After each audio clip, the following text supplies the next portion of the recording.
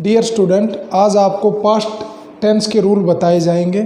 तो सबसे पहले हम स्टार्ट करते हैं पास्ट इनडेफिनेट टेंस से। इनडेफिनेट टेंस में इम्पोर्टेंट पॉइंट्स है इसकी पहचान। ता था, ता थी, ता थे, या जो वर्ब्स होती है क्रिया हिंदी में उसके साथ आ ई ए भी आ सकता है। फॉर एग्जाम्पल, वह पत्र लिखता था, इसमें वर्ब की सेकंड फॉर्म और डिड के साथ वर्ब की फर्स्ट फॉर्म का प्रयोग होता है। Did as a helping verb इसमें प्रयोग की जाती है। जो नेगेटिव नोट वाले वाक्य, इंटेरोगेटिव पर्सन वाचक जो वाक्य उनमें प्रयोग किए जाते हैं। For example, he wrote a letter.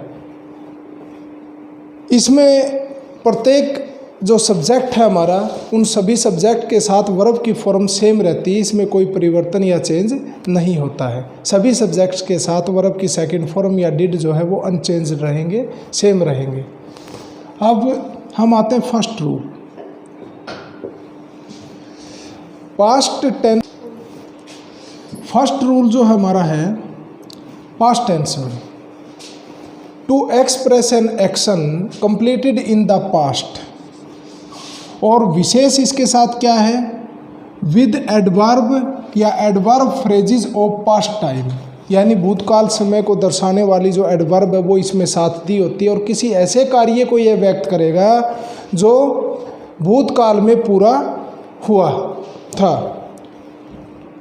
और इसके अंदर जो एडवर्ब प्रयोग की जाएगी, जो महत्वपूर्ण बात अब सोचने की है कि हम दूसरे शब्दों में कह सकते हैं कि जिन भी सेंटेंसेज में यस्टरडे, लास्ट वीक या मंथ एगो या इनके बाद पास्ट टाइम दिया गया हो, उन सेंटेंसेज में हम वर्ब की सेकंड फॉर्म का प्रयोग करते हैं, यानी पास्ट इनडेफिनेट टेंस का हम प्रयोग करते हैं। For example, he went to school yesterday. तो जब इस प्रकार से यस्टरडे आया हुआ है, इसी प्रकार से जब ये लास्ट वीक या मंथ या ईयर्स हो या एगो हो या इनके बाद कोई भी पास्ट टाइम आपको मिले तो हम वहाँ इस टेंस का यानी प्रेजेंट इनडेफिनेट टेंस का प्रयोग करेंगे। नंबर 2 यानी पॉइंट 2 में 3 चीज़ें हैं जो आपने ध्यान में रखनी है, जो मैंने ए, बी और सी से दर्शाई हैं। इसमें पास्ट एक्शन होते हैं, जो 3 हमारे पास्ट एक्शंस हैं, कार्य हैं, उनके अंदर एक जब पास्ट में भूतकाल में 2 कार्य साथ साथ हुए हों, यानी जब 2 कार्य एक साथ होते हों, पहला एक्शन तो वो होता है। बी, जब पास्ट में यानी भूतकाल में एक कार्य के तुरंत बाद दूसरा कार्य हो, उसको दर्शाने के लिए एज सून एज भी प्रयोग किया जाता है। ऐसे कार्यों में वाक्य में एज सून एज का प्रयोग भी होता है। और तीसरा जो है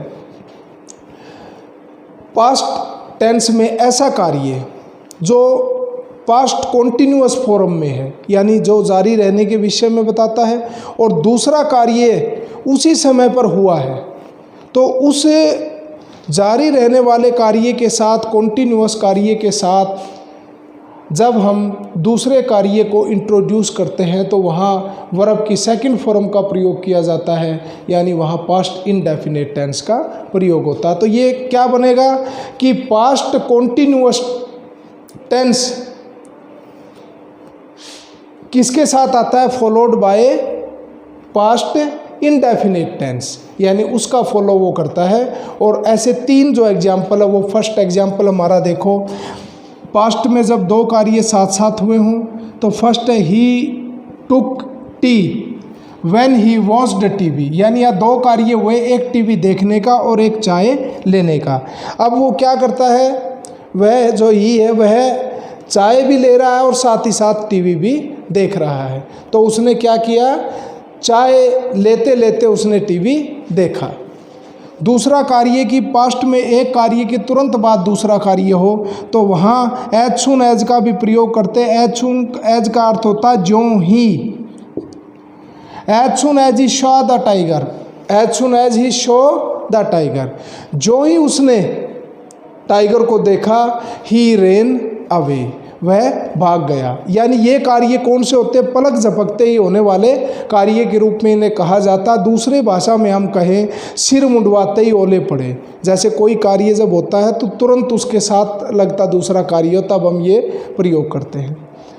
उसके बाद तीसरा सी पॉइंट जो है इसका, पास्ट में एक कार्य जिसमें कॉन्टिन्यूअस फॉर्म में दिया गया। For example he was watching TV, तब ये कार्य क्या है कि वह टीवी देख रहा था। व्हेन, जब, ये व्हेन से जुड़े हुए मिलेंगे।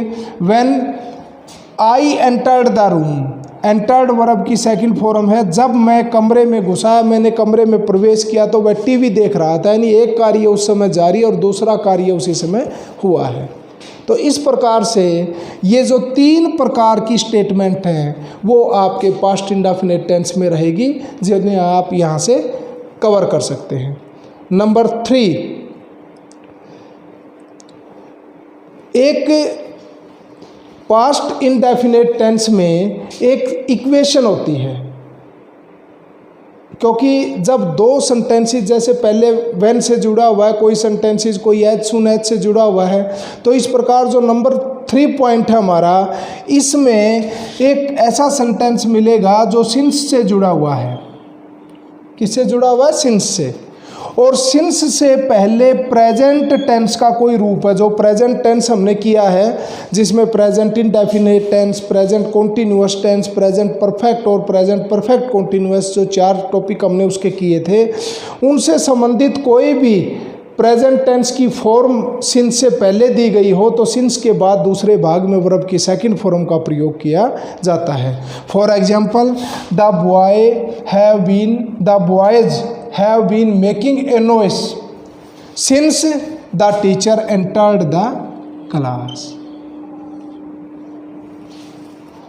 तो इस प्रकार से सिंस के बाद वर्ब की सेकंड फॉर्म आएगी यदि उससे पहले प्रेजेंट का कोई रूप हो, प्रेजेंट की कोई फॉर्म हो। नंबर 4 आता कंडीशनल सेंटेंसेस। और कंडीशनल सेंटेंसेस कौन से होते हैं? शर्त वाले वाक्य। शर्त वाले वाक्य में हमने क्या करना है? शर्त वाले वाक्य जो है इफ इन वाक्यों में होता है, इनका जो कंजक्शन है, लिंकर है, वो इफ होता है। और जब इफ से पहले वाले भाग में क्या दिया हो, वुड या कुड के साथ वर्ब की फर्स्ट फॉर्म दी गई हो, फिर इफ हो तो उसके बाद वर्ब की सेकंड फॉर्म का प्रयोग होता है। ये इक्वेशन ऐसे भी हो सकती है, सबसे पहले इफ प्लस V2 वाला भाग दे दे और दूसरा भाग जो है वो बाद में दे दे। यानी इफ वाले भाग में एक भाग में वुड कुड प्लस V1 है तो दूसरे में वर्ब की सेकंड फॉर्म मिलेगी। यदि एक भाग में वर्ब की सेकंड फॉर्म है तो वहाँ आप वुड का प्रयोग करोगे, वुड प्लस V1। तो ये एग्जाम्पल हो जाएगा, he would pass if he worked hard. इस प्रकार से वर्ब की सेकंड फॉर्म आ जाएगी। तो ये आपके पास्ट इंडेफिनिट टेंस के rule. Next tense, past continuous tense. इसके इम्पोर्टेंट पॉइंट्स है, पहचान इसकी हिंदी में रहेगी रहा था, रहे थे, रही थी। फॉर एग्जाम्पल, वह पुस्तक पढ़ रहा था। इसमें वाज वर्ब के साथ वर्ब की फर्स्ट फॉर्म जमा ING प्रयोग होती है। He was reading a book. I, he, she, it और सिंगुलर नाउन एक वचन संज्ञा के साथ वाज का प्रयोग किया जाता है। We, you, they plural noun बहुवचन संज्ञा के साथ वर का प्रयोग करते हैं। इसका जो फर्स्ट रूल्स है, अब कॉन्टिन्यूअस है तो क्या रहेगा, इसमें कॉन्टिन्यूअस फॉर्म में एक्शन मिलेगा। To express an action going on at some time in the past, यानी किसी ऐसे कार्य को व्यक्त करने के लिए आता है जो भूतकाल में किसी समय पर चल रहा हो, यानी चल रहा था किसी समय के ऊपर, उस कार्य को यह बताता है। For example, we were watching circus, हम सर्कस देख रहे थे कब, at this time last Sunday, पिछले रविवार इस समय हम सर्कस देख रहे थे। यानी भूतकाल में जब हम कोई काम आगे जाके करते हैं तो उस समय का वर्णन कर दिया कि इस समय हम ये कर रहे थे, इस समय हम वो कर रहे थे।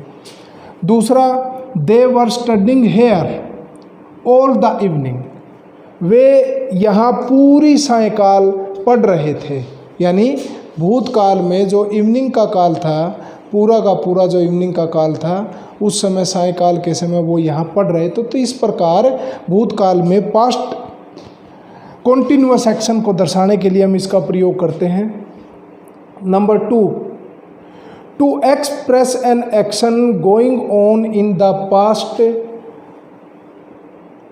When another action happened at that time, भूतकाल में किसी ऐसे जारी रहने वाले कार्य को व्यक्त करने के लिए हम इसका प्रयोग करते हैं जब कोई अन्य कार्य या दूसरा कार्य उसके साथ उसी समय हुआ हो, उसी समय हुआ हो, और वो जो दूसरा कार्य है वो कार्य किस में मिलेगा, वो कार्य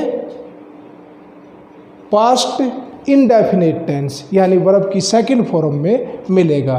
तो यहाँ आ जाएगा द लाइट वेंट आउट, बिजली चली गई थी, वाइल ही वाज रीडिंग, जबकि वह पढ़ रहा था। यानी उसका पढ़ने का एक्शन जारी था, कार्य, उसी समय बिजली चली गई थी। दूसरा, व्हेन आई सॉ हिम, जब मैंने उसे देखा, ही वाज प्लेइंग चेस, तो वह चेस खेल रहा था। तो इस प्रकार से ये जो कार्य होते हैं, इन कार्यों पास्ट इंडेफिनिट टेंस के साथ कॉन्टिन्यूअस फॉर्म को दर्शाने के लिए पास्ट की इस पास्ट कॉन्टिन्यूअस टेंस का प्रयोग किया जाता है। इसका जो बी पार्ट है, पास्ट में जब कोई दो कार्य साथ साथ जारी रहने के विषय में बताते हैं और वो दोनों विपरीत एक्शन हैं, दोनों यानी अलग अलग विपरीत एक्शन है, तो उनको वाइल के साथ जोड़ा जाता है। तब भी हम इस टेंस का प्रयोग करते हैं। She was reading while her brother was playing, वह पढ़ रही थी जबकि उसका भाई खेल रहा था। तो इस प्रकार से ये आपके पास्ट इंडेफिनिट टेंस और पास्ट कॉन्टिन्यूअस टेंस के रूल्स हैं वो इसमें दिए गए हैं। तो आप इनकी हेल्प से अपने सब्जेक्ट को, अपने सिलेबस को इसमें से तैयार कर सकते हैं।